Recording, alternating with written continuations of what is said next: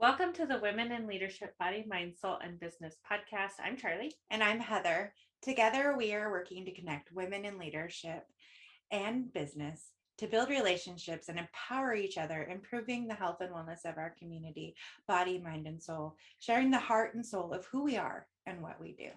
Today's guest has a huge heart for our furry friends and has turned her passion into an amazing mission. We are so pleased to support this quarter.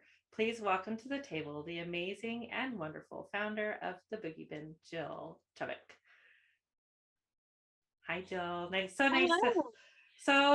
nice to have you today. We're so excited to be supporting the Boogie Bin this quarter, and we really wanted to have you on today to talk more about that mission, where that passion came from, and get to know you and your amazing cause a little bit more. Awesome. I'm excited to be here and answer any questions you guys might have for me. I am kind of a fly by the seat of my pants kind of person. So it's been a development, I think, over the last year and a half that I've been doing this. But I think that it's important to acknowledge that our goals change and morph into where we're at in the moment. So that's what I'm here to do. And I'll explain it the best that I can and answer any questions that you might have. That's awesome. That is awesome. Okay, so so start from the very beginning. How did the Boogie Bin come about? What's your background and how did it get there? So I worked in rescue for a little over 6 years. I started just as a teenager, and it was just a job to kind of work myself through college, and didn't realize that it was going to captivate me as much as it did, and it did. It grabbed my heart and it won't let go. So I worked in that for a long time and really enjoyed the work that I did there. It was very impactful and fulfilling for me. It addressed a lot of things that I didn't know I wanted to learn. And I learned a lot about people and I learned a lot about animals, and I appreciate my time there. I did have a personal event come up at the kind of the 6-year mark that made it so I had to step away from rescue itself, just to kind of be a little bit more present in my personal life. We say lives. Yes, absolutely. And it really likes to throw those curveballs, which is always a good time. So I had to take a step away just to kind of be emotionally present for my personal life and those around me, because rescue really does take 24/7 attention. Oh yeah, we've talked with other animal rescue people talking about that, like that compassion piece, like self-care, compassion fatigue. Yep. Compassion. That's the word. Compassion fatigue. Yeah. You get really worn out and you kind of end up getting a little bit jaded towards people because you see a lot of ugliness, and it's hard to remain positive and I don't want to say keep liking people, but keep thinking the best of someone. So you to stay in a good mental health, positive mindset. Yes, it can be really challenging. This is what you're dealing with every day. And it's always negative after negative after negative, or it can be, and that can be really hard. So I took a step away from that and went to a completely different industry in hobby aviation. So we built little 2-seater bush planes, is what they call them. Completely different, super fun industry, actually, if anybody's interested in being a hobby pilot. Super fun industry to get into. There's a lot of fun people. I learned a lot in that industry. Was it hard as a woman going into that industry? Absolutely. I actually worked in the parts department. So the pilots would call up and order parts, and I would have to package and ship them. And after a while, at first, because it was an industry I wasn't familiar with, first it was really hard for me to absorb all of the information, because there really are a million pieces that go into a plane and make it flyable. And I mean a million.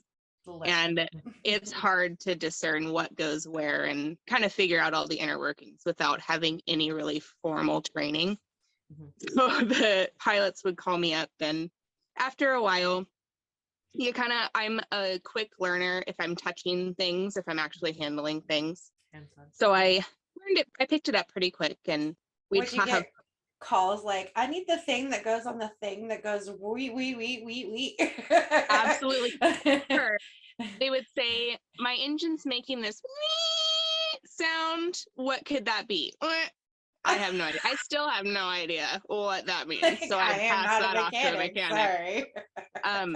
But a lot of times we'd have pilots call in and they'd get my, hey, this is Jill with aviation, blah, blah, blah. And they'd say, I need the parts guy. And I say, oh, I work in the parts department. Yeah, but I need the parts guy. Ooh. And Mhm. what do you need? Like, what are you looking for? Like, I'm I'm the parts certain guy. I can the help you. parts guy. Yes, I am the parts guy. And a lot of them didn't like that. I've had mechanics, a lot of them were older gentlemen. It wasn't a lot of the guys that I worked with after kind of getting to know me and that I'm a no BS person and you can't tell me that I can't do something. I make that decision for myself. Thank you. They were always really good. But the older mechanics would come in and they would actually draw the parts that they needed instead of telling me the name. They would bring in a sticky note with a drawing on it and they'd say, it looks like Wow. this and it goes in here. And I would hem and haw and I'd say, are you asking for a cotter pin? Well, yeah. Then just ask for a cotter pin. Because I know what that is. Like I do work here. But okay. So yeah, it was really fun. So you Yeah, definitely learned a lot Wow. from that experience, and you brought it forward into what you're doing now. Sorry. Yeah, I did get us off topic. Hippopotamus. We hippopotamus. So, Yes. okay. Yes. Anyway, so. it was a tough industry to be in as a lady, and honestly, anybody that gets involved in aviation will tell you it is a man's business. It's a man's industry. So it was hard to be in there, but I like a challenge. So it was fun for me and I learned a lot and I made a lot of really good friends. Mhm. But it was wildly different from animal welfare. And I knew my heart wanted to be working with animals in some capacity. Mhm. Not necessarily directly in rescue, just because it is so emotionally draining or can be. Mhm. Especially as you kind of try and build your life. Like at some point I want a family, I'm building a house and I'm married and I want to be present for these moments in my life that Mhm. that industry might not allow me to do. Right. So I'm thinking, how in the world do I help these sweet little animals that are in the rescue environment, Mhm. but still keep a head on my shoulders and still be able to function? Mhm. So I hemmed and hawed a little while and we went back and forth, and it was right around Christmas of 2020. And we usually around Christmas, we like to adopt a family in need, or sometimes we'll sponsor a pet that needs a surgery, or we get them a care package or something after a Mhm. recovery of some illness or something like that. That's Mhm. usually what we like to do because we don't like to spend money on each other. So I was thinking, why not collect a bunch of donations for a rescue, and that will be like our family Christmas togetherness. We go and we deliver these donations together, go out afterwards, hang out and just spend time as a family together, but also be doing good, because I think that makes us feel good. Like I know it makes me happy to be doing good, so makes my And heart that's a feel great good. thing to teach our families, right? And to show up in the community in this way, that this is a great way to give back and be doing things. And it feels good to do good. Yeah. It does. It really does. And I mean, you can think about it in a selfish way. Like you're going to come out of that beaming and feeling so full of pride that you've made a difference. And maybe comes from a selfish place, but honestly, I feel like I'm doing good and that's what makes me feel good. So we did that. We gathered a bunch of things. We went shopping because a lot of my family members like to go shopping. We're bargain hunters. So like anything, you find a deal. Yeah. We love that. So we same. Yes, yeah, absolutely.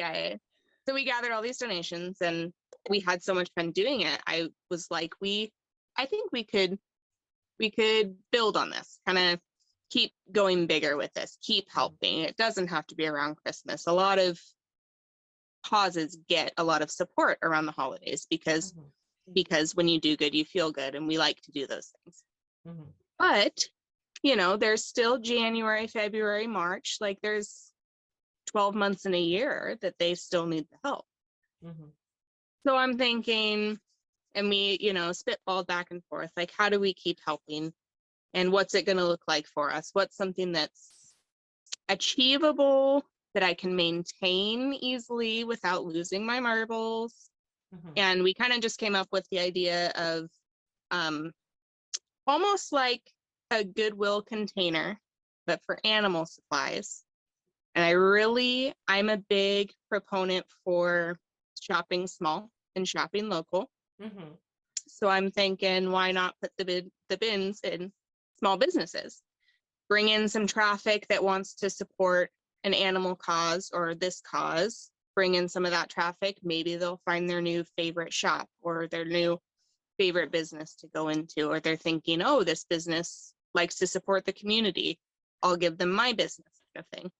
And what started as 2 cute little bins, and they're just 31-gallon galvanized trash cans. They're a very humble, not a very beautiful thing, but it has grown into 10 locations, and we're looking to add 3 to 4 more this year.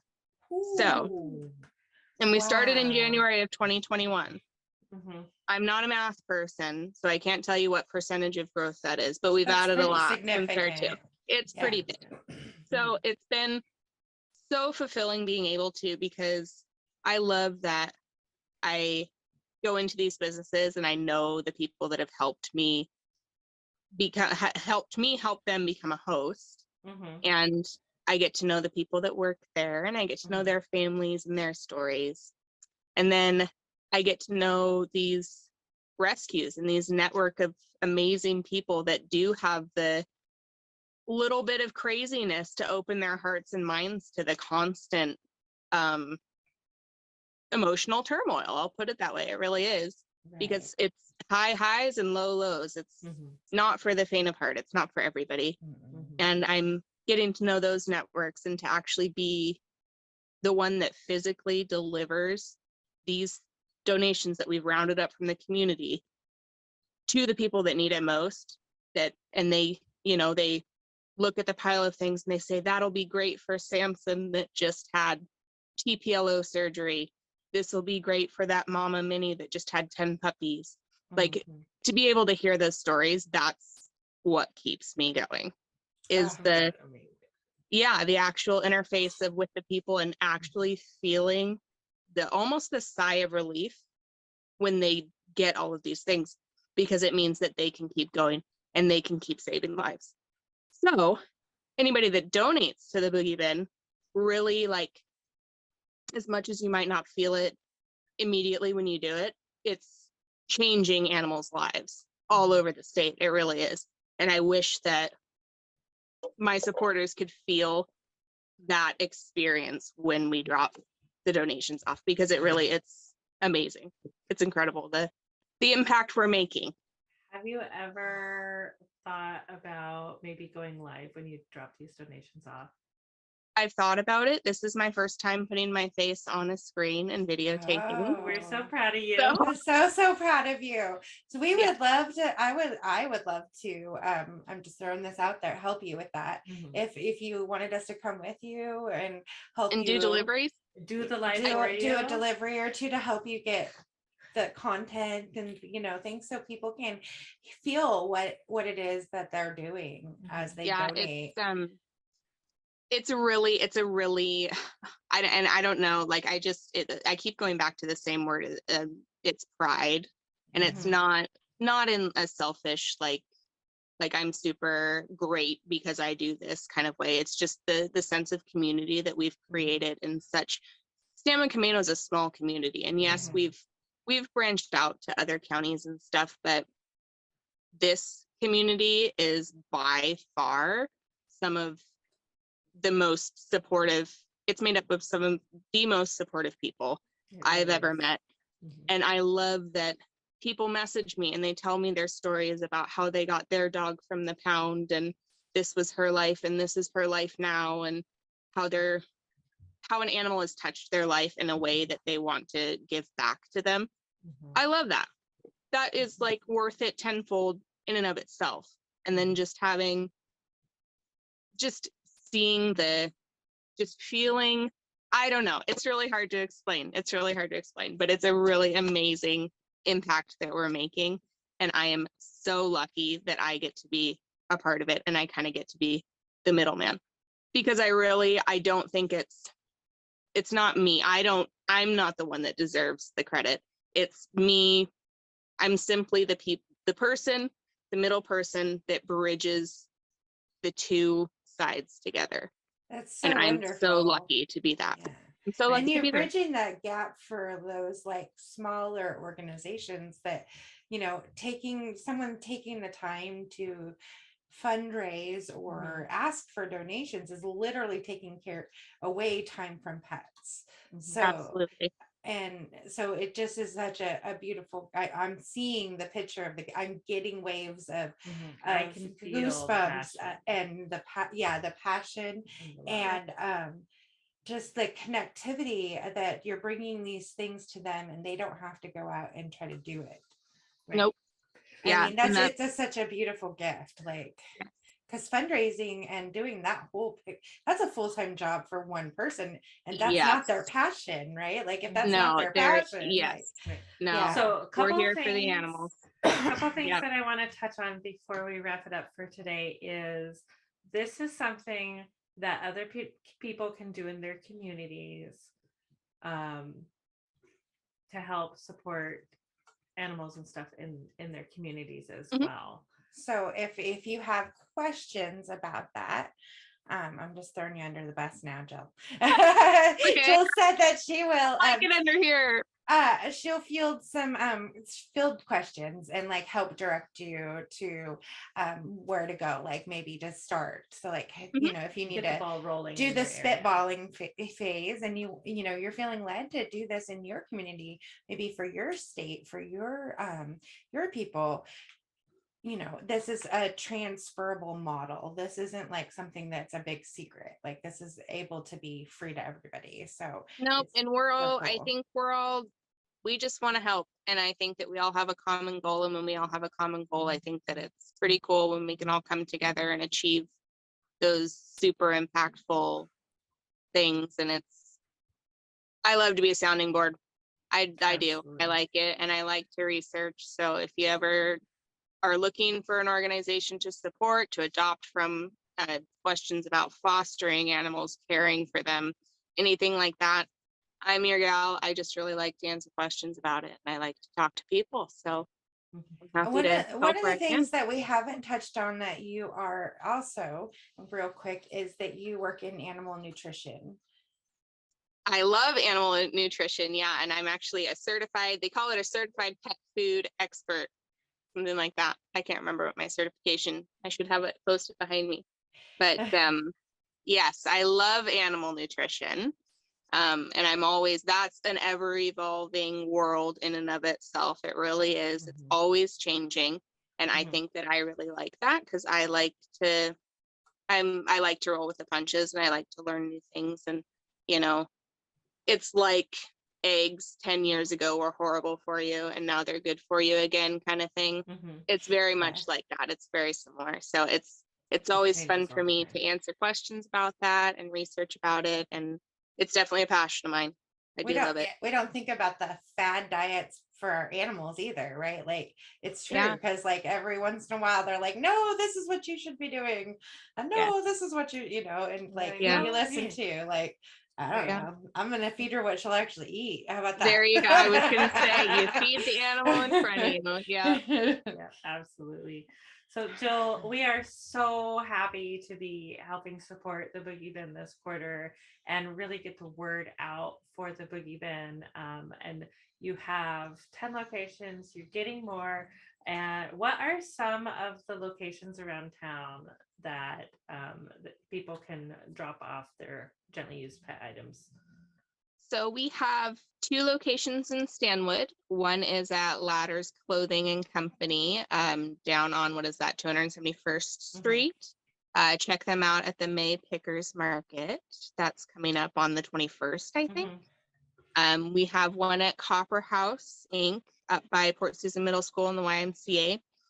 Both of those shops, they make amazing coffee. They have treats and gifts for you. Her shop is super cute. And they support other local businesses too. So there's like in there you can get gluten-free baked goods and all sorts of cool stuff at the Copper House. So, handmade. They're kind of things. a one-stop shop. They're a really cool little hangout. I really like them, and they are actually 2 of my original bins. And so they're with me forever, whether they like it or not. They love it. We'll be adding an additional location in Stanwood that is a secret, which you'll hear about relatively soon. It'll probably be the end of spring. And we have 1 location already on Camino at Camino Plaza Ace Hardware. They do so much for the community. I don't know if you guys follow along, but they do so much for the community. And they're awesome. Chris and Michael there are wonderful people. They're the ones that got us in there and offered to host without me even asking, which is amazing. And then we have 1 more location coming to Camino, which is also a secret, but it's exciting because it's very close to me. Hey, nice. Yeah, That's exciting. It'll be very exciting. I'm excited for that one. So those are the ones in the Stanwood Camino area. So we will be up to 5 in the Stanwood Camino area probably by the end of spring. How about Arlington?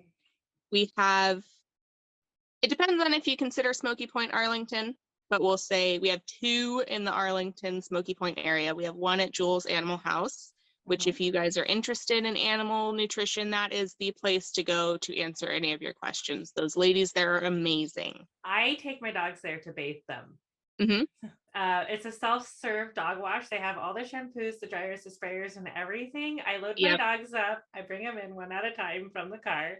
I pay for all 3 of them at the end, but I don't have the mess to clean up. It's so awesome. Exactly. And it's fairly inexpensive. So we're on it. Yeah. We're going. Anyway, I love it. I'm looking at my dog here on Charlie's lap. I know he's in need of a bath too, so we might hit up Jules soon. But we have 1 in Jules, and they're at both the Jules in Smoky Point and the Jules up in Burlington. And we have a bin at Elemental Cider. They're right next to the airport. They are super cool, super dog friendly. Their ciders are awesome if you're a cider person. They have really good pizza out of their little wood fire oven. Ooh, it's so good. So drop in for a bite and a drink if you drop off donations, because you just have to. We have, oh darn. Oh shoot, right? Oh darn. We have a bin up at a tattoo studio up in Mount Vernon. He's a friend of mine that I've known almost my whole life. He's a really amazing black and gray artist if you're looking into a tattoo for yourself. It's called the Inkwell Tattoo Studio up in Mount Vernon in downtown. He's amazing. Tell him Jill sent you. His name's Brandon. He loves pitties and bulldogs. He's a big gruff exterior, but you start talking about his dogs and he turns into a pile of mush. We have 1 at Contract Furnishings Mart in Everett, which is where my auntie works. Hi, Auntie Heather. She works there, and they're actually a really dog friendly company, and that's where you can go and get your carpets and flooring and all kinds of stuff. So I will be hitting her up soon for my house. So it's I'll be down there a lot. And then we have another one in Snohomish at Josh's Taps and Caps. That's our newest location. Super cool little funky joint. And then we have Jess with Muzzles Up Canine Academy. Have you guys talked to her? She's a dog trainer in the Stanwood Camino area. She's wonderful. She's what I call our traveling location. So she will actually go and pick stuff up for me. So she's awesome. Love her. And I actually worked with her in rescue for a little while. And she's honestly the dog whisperer. I don't know. Dogs love her. I don't know how she can get them to do the things that she can get them to do, but she can. She's incredible. So if you need a dog trainer, she's the one to go to.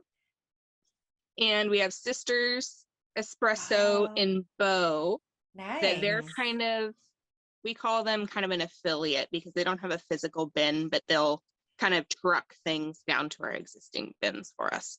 So they're So- pretty cool.